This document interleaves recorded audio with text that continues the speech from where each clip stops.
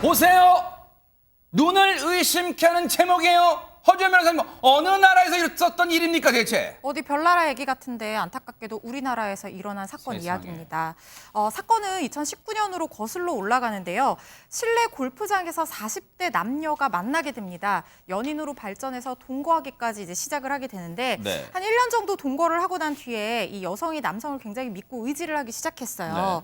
근데 용한 보살을 남자가 여자에게 소개를 해줍니다. 보살님 믿어라 이렇게 얘기하면서 소개를 해주는데 신내림도 받은 사람이고 영적인 능력이 굉장히 뛰어난 사람이다 이렇게 얘기를 해요. 그런데 이 보살이 여성 자신과 주변 사람들 얘기를 다 꿰뚫어 보기 시작하는 거예요. 그래서 이 여성이 굉장히 신뢰를 하기 시작하고요. 보살이 말하는 거 그대로 믿고 실제로 행동으로 다 옮기기까지 합니다. 그런데 이게 바로 불행의 시작이었습니다. 뭔가 꿰뚫어보고 하면 용하다 생각하고 뭔가 좋은 일만 생기고 그래야 될 것 같긴 한데 왜 불행의 시작이 됐을까요? 최전봉 교수님. 왜냐하면 저렇게 정말 잘 맞출 수 있었던 이유가 있었어요. 뭘까요? 그 이유는 그 동거남이 바로 보살이었기 때문입니다. 어머, 이게 대체 무슨 얘기입니까? 어떻게 그게 가능한 거예요? 어떻게 가능하냐면 변장하고 나타난 게 아니고요. 네. 자기가 또 다른 내연녀가 있었어요. 그 아하. 또 다른 내연녀의 이 명의로 휴대전화 하나를 더 만든 거예요. 네. 그래가지고 마치 보살 행세를 한 거예요. 아하. 지금 아까 허주현 변호사 설명해 주신 것처럼 이 내연녀에게 내가 용한 보살을 소개해 주겠다 라면서 번호만 알려준 거죠. 그 번호를 본인이 갖고 있는 휴대전화의 번호를 갖고 있었던 거예요. 아하. 그걸로 메시지로 주고받으면서 보살 행세를 해서 동거녀를 지금 가스라이팅을 한 거라고 볼 수 있습니다.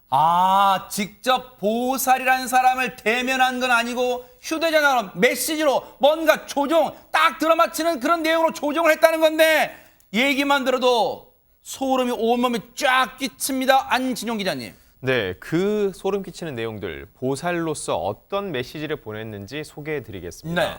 네, 너희 동거남이 엄청난 재산을 가지고 있다. 그런데 어머니가 병환이 심각해 곧 사망할지도 모른다. 너의 동거남이 거액의 유산을 상속받을 것. 이거 동거남에게 계속 의지하게 만드는 문자라 볼 수 있고요. 근데 지금 이 내용을 저 동거남이 자기가 직접 그 내용을 짐치고 있는 거잖아요. 대박. 그렇습니다. 자신의 얘기를 저런 식으로 꾸며서 하고 있는 거고요. 네. 그러기 위해서는 신체 여러 곳에 타투를 해야 되고 문신. 얼굴과 몸에 성형 수술을 해야 된다라는 이런 말도 안 되는 문자를 보내왔습니다. 그런데 이 여성, 해당 보살이 하라는 대로 해왔고 이런 지시하는 문자 메시지는 무려 2년 동안이나 이어졌습니다. 근데요, 이 대목에서 저 문자 내용을 보세요. 일단 보살이를 가장해서 그 휴대전화로 보낸 건데 메시지를. 근데 메시지 내용만 놓고 보면요, 최명 위원장님. 얼굴과 몸에 뭐 문신과 성형 수술 이런 걸 하라는 지시였어요. 근데 이걸 얘기할 거면 직접 만나서 그 동거녀한테 뭐 성형 좀 했으면 좋겠어, 문신도 좀 했으면 좋겠어 말하면 될 것이 왜 이런 식의 보살을 대동했을까요? 일단은 보살이라는 굉장히 잘 맞춘다는 걸 통해서 어떤 권위가 쓰는 거예요. 저기에서는 뭐 성형수술이나 이런 거 나오지만 저는 아마 숨겨진 메시지의 상당 부분은 아마 돈을 요구하는 거였을 겁니다. 그런 다음에 또 보살이라는 형태를 하게 되게 되면은 왜 이런 얘기를 하는지 모르게 되는 거예요. 그래서 저분이 직접 성형수술 얘기를 하거나 그렇게 되면은 저 여성이 도대체 이걸 왜 원하는 거지? 하고 뭐든지 저 사람의 목적을 생각할 테고 직접 얘기하면은 안 하겠다고 할 수 있는데 보살은 일종의 시키는 명령의 입장이 되게 되니까 거부를 갖다 못 하게 되는 거죠. 네. 그렇기 때문에 저 사람이 또 했던 마지막 이유의 가장 커다란 이유는 워낙이 남을 속이는 거를 재미있어 하는 사람이에요. 그렇기 때문에 저렇게 본인이 오늘 있었던 일을 갖고 메시지를 보내면서 저 여성이 거기에 따라 움직이는 모습을 보면서 속으로 굉장히 즐거워했어요. 세상에. 그런데요, 이 거짓말이 무려 2년간 지속이 됐다는 거예요. 그러면 2년 동안 거짓 문자 메시지를 보냈다면 그 내용과 수위도 점점 높아지고 끔찍해졌을 것 같아요. 그렇습니다. 그 정점에 있는 게 뭐냐면 바로 이게 지난해 11월에 동건이의 어머니가 세상을 떠나게 돼요. 몸이 안 좋으셔가지고 계속 치료를 받다가 그 이제 장례식장에 동건남이 참석을 합니다. 근데 그 장례식장에 참석해서 동건이의 가족들과 만나게 되고 그 중에 처제에게 관심을 보이기 시작하는 거예요. 세상에. 이게 제정신인지 모르겠어요. 그러니까요. 그러니까 동건이의 또 여동생이잖아요. 네. 아니 장례식장에서 보고 저런 생각을 한다는 것 자체도 그러니까요. 상식을 이 생각으로 안 되는 사람이잖아요. 짐승만도 못해요. 네. 저런 사람이에요. 그러니까 남성이 동거의 여동생이 평소에 좀 우울증을 앓고 있었고 특히 어머님이 사망하고 나니까 더 크게 상심을 해가지고 그렇죠. 상당히 좀 우울한 상황에 빠져 있었던 것 같아요. 네. 그 동거녀의 여동생을 향해서 동거녀에게 했던 똑같은 방식으로 또 작업, 소위 네. 여성으로서의 어떤 호감을 갖는다는 표현을 하면서 이 문제가 발생하게 된 것입니다. 아니 동거녀에게 접근했던 똑같은 방식이라면 대체 동거녀의 그 처제 여동생에게 대체 어떻게 접근을 했다는 걸까요? 안진영 기자님. 네, 보살로 위장해서 처제에게도 문자 메시지를 보내기 시작을 했습니다. 그 내용을 보면은 역시나 자기 위주입니다. 형부의 얼굴을 많이 보시고 가까이 하라. 기대고 의지하라. 세상에. 내년 2월 28일까지는 그 누구와도 스킨십을 하면 안 된다라는 얼토당토하는 얘기를 담고 있었고요. 그런데 중요한 건 여기서 끝이 아닙니다. 왜요? 시간이 갈수록 처제를 향한 마음이 커진 이 남성. 결국 동거녀만 사라지면 된다는 생각에 이르러 살해 계획을 짜기 시작했습니다. 세상에 이 생각 정말 너무너무 끔찍하고 발칙한 생각이지만 허주연 변호사님 이 계획 생각만으로 그쳤겠죠 세상에. 그랬으면 좋았을 텐데 정말 끔찍한 일이 결국에는 발생을 하고 맙니다. 사건 며칠 전에 이 남성이 동거녀에게 보살인 척 메시지를 보내면서 왕비님 이렇게 불렀나 봐요. 네. 오늘 휴대전화를 바꾸고 큰 가방 2개를 사라라고 지시를 합니다. 그리고 그 가방에 엄청난 금액이 들어갈 것이다 라고 문자를 했고요. 세상에. 그리고 또 집을 구하라고 했나 봐요. 네. 그 집이 구해지면 이 동거녀를 지칭하는 왕비님께서 깊은 잠에 빠져서 부처님과 어머님을 보시게 된다. 이런 해괴한 문자 메시지를 보냈습니다. 저 문자 내용이 뭔가 등골이 오싹해지고 소름 끼치는데 왜 큰 가방을 2개를 사라고 했을까요? 허주연 변호사님.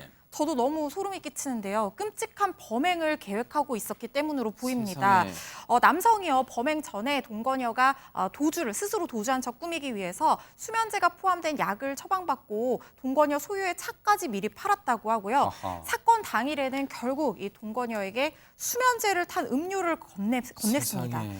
이걸 마신 동거녀가 잠에 드니까 목을 졸라서 결국에는 살해를 했고요. 이 동거녀의 시신을 동거녀가 구입한 바로 큰 어머. 가방 있잖아요. 거기에 넣었던 겁니다. 세상에 듣고도 정말 믿기지가 않는 정말 사악한 범죄입니다. 이수정 교수님. 네, 사악하게 이를 데 없고 정말 이 사람이 인간이 맞는지가 의심이 될 정도로 사실은 너무 처참합니다. 내용상 보면 결국은 두 여성을 기망으로 인해 가지고 거의 자매간에 어떻게 보면 천륜을 끊어놓는 이런 일을 이제 결국 실행을 한 것이고 네. 결국 동거녀는 뭡니까? 자기가 죽어서 들어갈 결국은 관까지 그 가방까지 본인의 손으로 다 세상에. 사게 만든 거잖아요. 네. 이건 사실 인간으로서 할 짓이 아닌 것으로 보입니다. 피해자의 잘못이라면 굳이 잘못이라면 사람 말을 너무 잘 믿은 게 정말 그게 죄일까요? 최명기 원장님. 그렇지 않습니다. 우리는 이렇게 범죄를 남이 당하는 범죄를 대하다가 보면은 굉장히 범죄자는 이상하고 나는 절대로 저런 상황에 빠지지 않을 것 같지만 범죄자는 겉으로 볼 때 굉장히 멀쩡합니다. 그렇기 때문에 이분이 어떤 문제가 있어서가 아닙니다. 범죄자가 문제인 거고요. 그렇죠. 범죄자가 완전히 자신의 의도를 감추고 네. 이렇게 다가왔을 때는 그 누구도 거기에서 벗어나기가 참 어렵습니다. 그러니까요. 설마 안진용 기자님 이 천인공노할 범죄가 영원히 세상에 묻히고 드러나지 않을 거라고 생각한 건 아니겠죠? 이 남성, 이 동거녀를 살해한 후에도 계속적으로 천인공노할 행동을 이어갑니다. 대체 뭘까요? 마치 동거녀인 척하면서 처제와 가족들에게 문자 메시지를 보내는 세상에. 겁니다. 그 내용은 마치 가출을 한 것 같은 뉘앙스를 풍기는 거였는데요. 그러면서 처제에게 은근슬쩍 동거남과 잘해보라는 식의 내용까지 포함을 시켰다는 겁니다. 세상에. 하지만 이상한 낌새를 느낀 피해자 가족들은 사흘 뒤 경찰에 실종 신고를 했고 수사에 나선 경찰은 마침내 이 남성을 체포했습니다.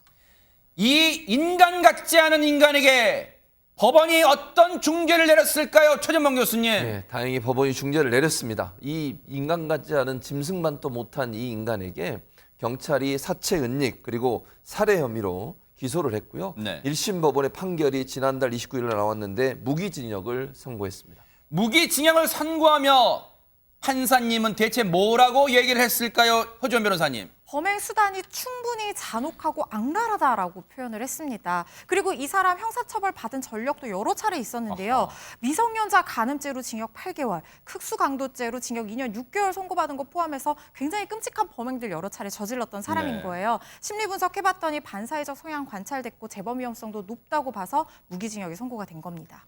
반사회적 성향이 관찰된다. 이건 어떻게 뭐라고 해석을 해야 될까요? 이수정 교수님. 뭐 지금 이 사람 같은 경우에 그냥 단순한 반사회적인 성격 장애로 보기보다는 아마 사이코패스 점수가 굉장히 높았던 것 같아요. 그래서 지금 이제 그 아마 판결전 조사에서 지금 이와 같은 결과가 나온 것 같은데 뭐 전과나 결국은 성범죄 전력까지 다 있죠. 더군다나 이제 여러 명의 여성들과 동거를 했던 흔적, 심지어는 그야말로 아주 반사회적인 이제 처제와의 관계를 꿈꾸면서 자신의 아내를 살해하기에 이르러서 이런 사람들은 재범 가능성 굉장히 높아서 지금 무기징역이 나왔지만 네. 뭐 정말 다시 사회로 돌아오게 하는 게 맞는지 무기징역도 결국은 돌아오다 보니까 네. 굉장히 위험한 사람이다 이런 생각이 듭니다. 그러니까요.